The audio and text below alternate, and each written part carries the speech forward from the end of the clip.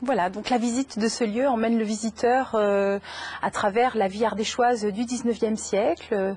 On découvre dans ce mas traditionnel la vie locale à travers le fournil, la forge, le moulin pour les olives et plus particulièrement l'éducation du verre à soie à travers l'histoire d'une famille atypique, les Reynaud. Reynaud, qui sont la famille maternelle d'Alphonse Daudet, qui ont vécu dans ces lieux pendant 17 générations, donc qui sont vraiment ancrés sur ce territoire, et qui vont inspirer Alphonse Daudet pour certains écrits, non pas pour les lettres de Montmoulin, qui ont été écrites en Provence, mais effectivement pour Tartarin de Tarascon, ou encore les toutes premières poésies qu'il va dédier à sa cousine. L'autre particularité de cette famille, c'est d'avoir été sériciculteurs. Ils ont éduqué le verre à soie dans ces lieux, ont fait fortune par la soie. Le lieu témoigne de leur richesse, de leur embourgeoisement et de toute la prospérité de la région au XIXe siècle. Donc notre objectif aujourd'hui, c'est de préserver, de maintenir vivants les traditions, les savoir-faire des paysans d'autrefois, en montrant encore aujourd'hui ce verre à soie vivant dans nos lieux, alors que la sériciculture a disparu en Ardèche.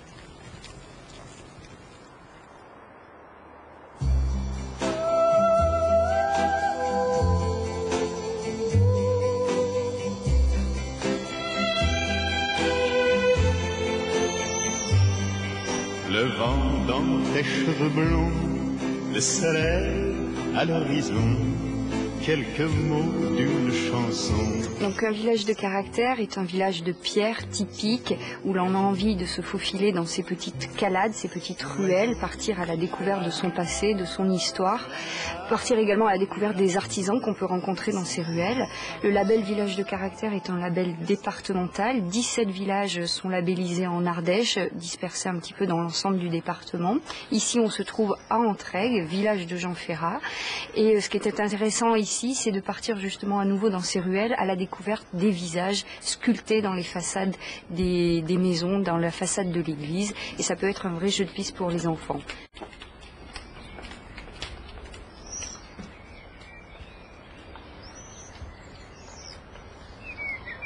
Également, ce qu'il faut savoir, c'est que nous avons 2 villages qui sont labellisés plus beaux villages de France. Donc là, c'est un label national. Il s'agit de Balazuc et de Vaugué, plus au sud du département.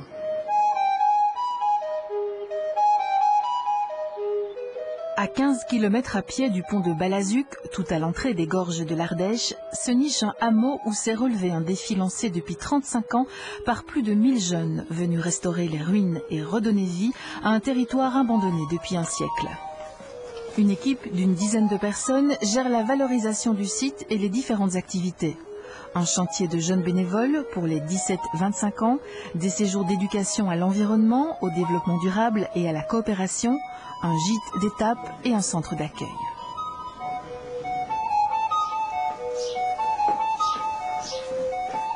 On a un lieu qui permet de la transmission et la découverte des savoir-faire et en même temps de rencontrer les gens, donc avec justement une possibilité de venir en promenade et en même temps de déguster les productions du lieu, mais aussi les productions d'autres producteurs donc d'Ardèche. Et en même temps, comme c'est un hameau qui n'est pas accessible en voiture, le mode de vie et le mode de fonctionnement permettent de découvrir aussi le tri des déchets, la phytoépuration, le recyclage du petit lait de la fromagerie par les cochons. Voilà, il y a une autre manière de prendre les cycles du vivant et les filières de production qu'on va amener à découvrir pour que les gens se disent qu'il y a d'autres manières de fonctionner. Voilà, c'est cette mise en lien donc des actions des uns et des autres qui permet à un lieu comme ça d'être restauré et de se développer. En Ardèche méridionale, l'olivier est emblématique de ces paysages.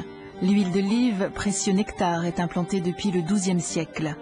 Dans ce petit hameau de Grès-Rouge, à quelques kilomètres de Payzac, c'est par respect de la tradition familiale que Dominique décide de relancer une activité économique autour de l'église. Son arrière-grand-père fut le dernier moulinier de ce coin d'Ardèche. Ici, on a un petit moulin avec lequel on fait des variétés exclusivement d'Ardèche. Vous avez par exemple la rougette d'Ardèche, une variété qui pousse uniquement en Ardèche. Vous avez la négrette et aussi la blanche de Payzac, 3 variétés typiquement ardéchoises. Les caractères de cette huile, elles ont des goûts de noisette, de foin frais. Ce sont des huiles d'olive très prisées, très cherchées, notamment par nos amis belges, lorsqu'ils viennent en vacances. Ils adorent cette huile d'olive. C'est un moulin qui s'adresse à tout le monde peut venir faire de l'huile d'olive avec même des petites quantités d'olive. Il faut savoir que cette Ardèche, on avait beaucoup d'oliviers, mais malheureusement on a subi le gel en 1956, on a perdu 90% des oliviers, et depuis seulement 10 ans, on replante des variétés d'oliviers en Ardèche, et on continue à avoir et à progresser dans la quantité et la qualité de l'huile d'olive. Il y a une grande différence entre cette Ardèche méridionale, Ardèche à l'huile d'olive, et cette Ardèche du Nord qui est beaucoup plus montagneuse.